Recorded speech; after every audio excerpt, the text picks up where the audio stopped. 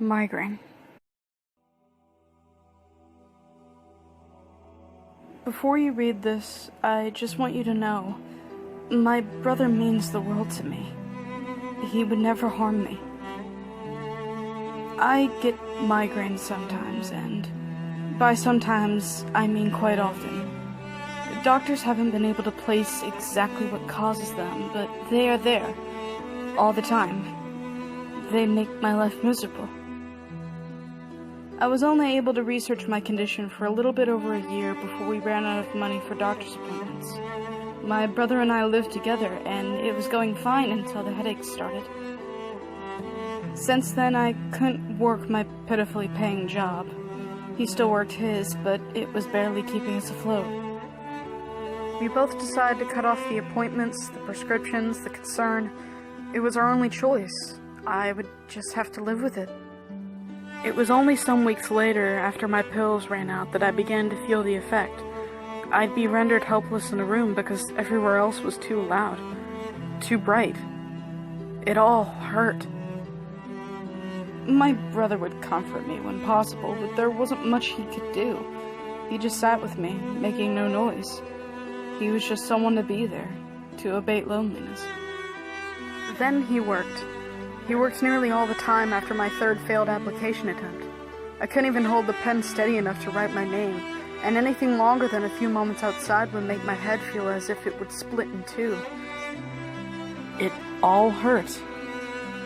And I knew we were financially in debt. No thanks to our relatives who refused to take ownership of us when our parents died. We had a debt we would never get out of, not to mention the fact that we now lived on our own. I felt horrible for not being able to work, steal, or even leave the house, but my brother still stayed. He stayed with me when he could. I'd like to say that the headaches reached a terminal point, a point where they couldn't possibly get any worse, but they didn't. What was once a constant migraine became a pulsating shock of pain in my head, as if a nail were being driven inside. It didn't stop.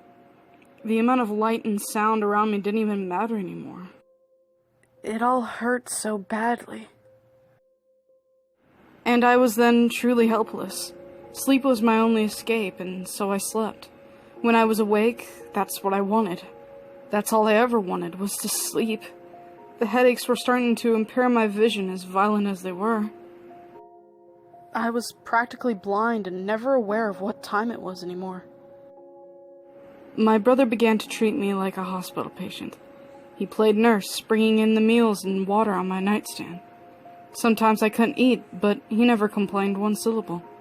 He just silently took the tray away, but always left the water. I existed only in that bedroom. It all hurt. My memory began to become a broken, patchy stream between fiction and reality. Dreams I had felt more real than the actual hours of consciousness, and I began to refuse food more and more as I pursued the only thing that truly gave me comfort. Sleep. That's all I wanted. My brother, from what I could tell, gradually brought food trays less and less often. I refused many of them, hardly touching them until he finally just stopped bringing them all together. It was hard to communicate with him at this point. Virtually impossible. But we both knew what was happening. I was dying, and it all hurt. He kept the glasses of water coming, though, and I found that the icy coldness of the water took the edge off just as long as it was in my mouth. The instant it went down, though, the relief evaporated. Sometimes that made the headache feel worse, so I stopped drinking the water at some point, too. Dreams eventually became my reality. I accepted the fact, though it was at first hard to face, that I was going to live in this dreaming world. This world where pain was not. This world where it didn't all hurt. At first, my dreams were kind to me, silent and black. It gave me relief. But then they turned into nightmares, bizarre, twisted versions of life before the migraines. In some dreams, my brother died. In others, he killed his entire workplace. But in most, he was this lucrative, greedy monster. It was disgusting. These sinister dreams would be of him in my room, a table set out. There, stacks and stacks of cash would be piled on top as he mused with the bills in his hands. He chuckled at me sometimes, prostrate and helpless on my bed. Sometimes he'd wave bills in my face, as if he were taunting me with them somehow. This dream was set on repeat, sometimes varying in length. Sometimes he wouldn't count money at all, but only look over me with that sinister, sickly grin. He'd pace around and talk to himself so softly that I couldn't understand. One wave of time later, the dream changed drastically. In this dream, two men came into the room, kicking the door down. They both had guns drawn and looked like they were members of some sort of a SWAT team. My brother was shocked, and he dove behind my bed to try to get away from them, but one of them went behind the bed and gripped him by his collar. They forced him to the ground. I wanted to scream, to say anything, but I knew I couldn't. I was dreaming. It would be over soon, I knew. One officer looked over at me. I looked into his eyes, curiously, since I had not seen another pair in quite a long time. His blue eyes softened as he pulled out a needle from his jacket pocket. He looked at me as if he were pitying me, giving me mercy by pulling out that jagged needle. I twitched in fear. I wanted to wake up now. The needle plunged into my arm and I realized I was awake. I had never been dreaming at all. After a long, slow recovery, I woke up in the hospital. Officers came and tried to explain best they could what had happened, who was responsible.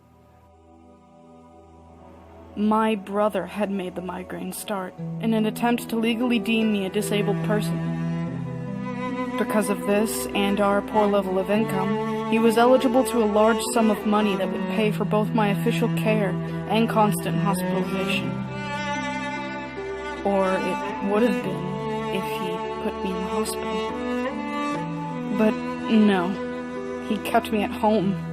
The only thing I was ever good for at that point was cash insurance.